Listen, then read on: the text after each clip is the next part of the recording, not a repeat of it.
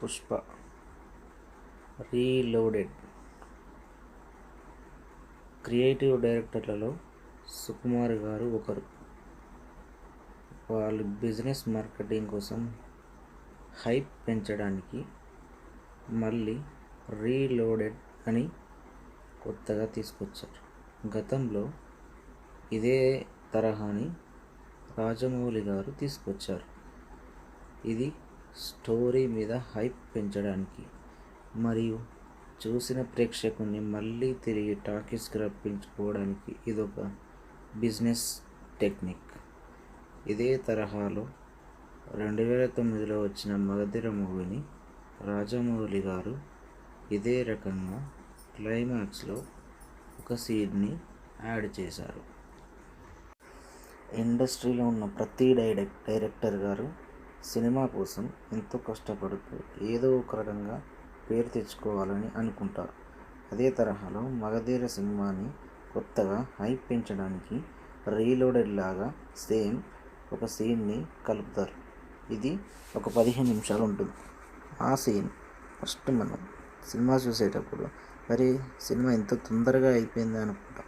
తర్వాత ఈ సీన్ చూశాక మనకు ఒక సాటిస్ఫాక్షన్ వస్తుంది. సముద్రపు నీరు అనేది కోటలోకి వచ్చి క్లైమాక్స్లో హీరోయిన్ చున్నీతో కప్పుకున్న మాంత్రికుడిని హీరో నెట్టేసి విలన్ బాణం దెబ్బకి చనిపోయాడని మనం అనుకుంటాం. కానీ అక్కడ మాంత్రికుడు చచ్చిపోతాడు. ఈ సీన్ని రాజమౌళి గారు బాగా క్రియేట్ చేశారు. అదేవిధంగా 2013లో వచ్చిన మిర్చి సినిమాని కూడా ఇదే రకంగా స్టోరీని క్లైమాక్స్లో ఒక 10 నిమిషాలు యాడ్ చేస్తారు. సేమ్ హీరో సంపత్నన్నితో ఫైట్ చేసేటప్పుడు దానికంటే ముందు ఒక వర్షం సీన్ ఉంటుంది. వర్షంలో ఫైట్ సీన్ అది చాలా బాగుంటుంది. కానీ సినిమా నిడివి ఎక్కువైందని స్టార్టింగ్లో తీసేస్తారు. తర్వాత సినిమా సక్సెస్ అయిన తర్వాత దాన్ని మళ్ళీ రీలోడ్ చేస్తారు. సేమ్ ఈ హైప్ని రాజమౌళి గారు స్టార్ట్ చేశారు. దాన్ని కొరటాల శివ గారు కంటిన్యూ చేశారు. ఇదే తరహాలో ఇప్పుడు సుకుమార్ గారు రీలోడెడ్ అని తీసుకొచ్చారు. ఇక మూవీ విషయానికి వస్తే మనకు సినిమా అంతా ప్రతి ఫ్రేమ్ని రిచ్గా చూపెట్టారు. మరి పుష్ప 1లో ఇంతగానం ఏమి ఉండదు, కానీ పుష్ప 2 అనేది చాలా బాగా వచ్చింది. దమ్ముంటే పట్టుకోర షికావతు, పట్టుకుంటే వదిలేస్తా సిండికేటు. దమ్ముంటే పట్టుకోర షికావతు, పట్టుకుంటే వదిలేస్తా సిండికేటు. మళ్ళీనే భుజాన గుడ్డలేసి వెళ్ళేస్తా నేను అడవికేసి అనే సీన్ వాళ్ళని బాగా అబ్బురపరుస్తుంది. తర్వాత విషయం ఏంటంటే సినిమాలో ఫైట్ సీన్ ఉంటుంది. ఫస్ట్ ఆ ఫైట్ సీన్ని అప్పుడు తీసేశారు, ఇప్పుడు మళ్ళీ యాడ్ చేశారు. అదేవిధంగా మీటింగ్ హాల్లో మీటింగ్ కోసం ఒక సీన్ పెట్టారు. ఈ సీను చాలా అద్భుతంగా వచ్చింది. రీలోడెడ్లో మనకి ఫస్ట్లో చూపెట్టిన జపాన్లో ఫైటు అది మనకి ఇందులో క్లియర్గా చూపెడతారు. కాకపోతే పుష్ప ఆ వ్యాన్లోకి ఎలా వెళ్ళాడనేది మనకు ఇందులో స్పష్టంగా కనిపిస్తుంది. అదే రకంగా అందులో వెళ్ళి అక్కడ ఫైట్ చేసి అక్కడ ఉన్న ఆ డీలర్ని కలిసి తన దగ్గర ఉన్న హవాలా నోట్ని అక్కడిచ్చి మళ్ళీ తెచ్చుకుంటాడు. ఇది ఒక సీన్ కలిపి ఈ ఫైట్ సీన్ని చాలా అద్భుతంగా తీశారు. ఇక్కడ ఇనుప గుళ్ళెం పైకి వచ్చిన సీను చాలా బాగా వచ్చింది.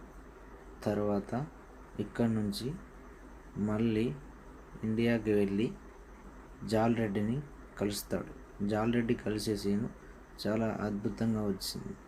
పగ కావాలా డబ్బు కావాలంటే పగనే కావాలంటాడు జాలరెడ్డిని నీకు ఒంట్లో సత్తు వచ్చినప్పుడు మళ్ళీ రా అని చెప్పి వెళ్ళిపోతాడు పుష్ప. తర్వాత సీన్ తన కూతుర్ని ఎత్తుకెళ్ళినప్పుడు అక్కడ ఫైట్ సీన్ చాలా అద్భుతంగా వస్తుంది. దీని గురించి చెప్పాలంటే అసలు ఈ ఫైట్ సీన్ చూసినప్పుడు అసలు మనకే రోమాలు నిక్కబడుస్తాయి, అంత అద్భుతంగా తీశారు. ఈ సీన్లో అల్లు అర్జున్ చాలా కష్టపడ్డాడు. అతనికి ఈసారి మళ్ళీ నేషనల్ అవార్డు రావాల్సిందే అందరం కోరుకున్నాం. దీని తర్వాత సీన్లో తన అన్న అజయ్ తన కూతురి పెళ్లి కోసం వచ్చి కార్డు ఇస్తాడు. కానీ అల్లు అర్జున్ కిందకి రాడు. కానీ తన భార్య తీసుకెళ్ళి చూపెట్టిన పెళ్లి కార్డులో ముల్లెటి పుష్పరాజ్ శ్రీవల్లి అనే పేరును చూసి చాలా ఏడుస్తాడు అల్లు అర్జున్. ఈ సీన్ చూసినప్పుడు మనకు కూడా ఏడుపు వస్తుంది భయ్య. నిజంగా హ్యాట్స్ ఆఫ్ ఈ సీన్కి. ఈ సీన్ చూసినప్పుడు ఎమోషనల్ అయిపోతారు ప్రతి ఒక్కరు, ఎవరైనా. దీని తర్వాత సీన్లో మనకి ఇంకో సీన్ యాడ్ చేస్తారు. అదే తన చిన్నప్పుడు లాక్కున్న అజయ్ తన చైన్లో తన నాన్న తన ఫోటో ఉంటుంది. అదే చైన్ని తర్వాత తన అన్న కూతురు అల్లు అర్జున్కి ఇస్తుంది. ఇంతటితో సినిమా అయిపోతుంది. ఈ విధంగా స్టోరీని హైప్ చేశారు. ఎట్టకేలకు మన టాలీవుడ్ వాళ్ళు దంగల్ సినిమాని బ్రేక్ చేద్దామని ఫిక్స్ అయిపోయారు. సో ఇప్పటికైతే 1900 కోట్లను క్రాస్ చేసింది. తర్వాత ఇంకొక 100 కోట్లను క్రాస్ చేయాలని మనం కూడా కోరుకుందాం. ఈసారైనా దంగల్ సినిమాని మన టాలీవుడ్ ఇండస్ట్రీ కొడుతుందేమో చూద్దాం. తర్వాత పుష్ప ది రాంపేజ్ని ఇంకా ఇంపాక్ట్తో హైప్ని పెంచేశారు. దీన్ని సుకుమార్ గారు ఏ విధంగా తీస్తారో ఇంకా 3 సంవత్సరాలు మనము వేచి చూడాల్సిందే. ఓకే గైస్, ఈ మూవీ కనుక మీకు నచ్చినట్టయితే కామెంట్ బాక్స్లో కింద కామెంట్ చేయండి. Okay, signing off. జై హింద్. భయ్యా, ఇంకో విషయం, థియేటర్ ఎక్స్పీరియన్స్ కోసం నేను సినిమాకి రాత్రి సెకండ్ షో సినిమాకి వెళ్ళాను. నేను నా బామ్మర్ది కలిసి సినిమాకి వెళ్ళాం. నాకు సిటీకి మాది 15 కిలోమీటర్స్ దూరంలో ఊరు. మేము ఆ సినిమా చూసి రాత్రి 1:50 ఇంటికి వచ్చేసాం. చలిలో సినిమా చూసి వచ్చాం. ఇది నిజంగా ఒక సినిమా పిచ్చోడు మాత్రమే ఇలా ఆ టైం దాకా సినిమా కోసం వేసి వెళ్తాడేమో. నేను మాత్రం అలానే వెళ్ళాను. ఇది మాత్రం నాకు బెస్ట్ ఎక్స్పీరియన్స్.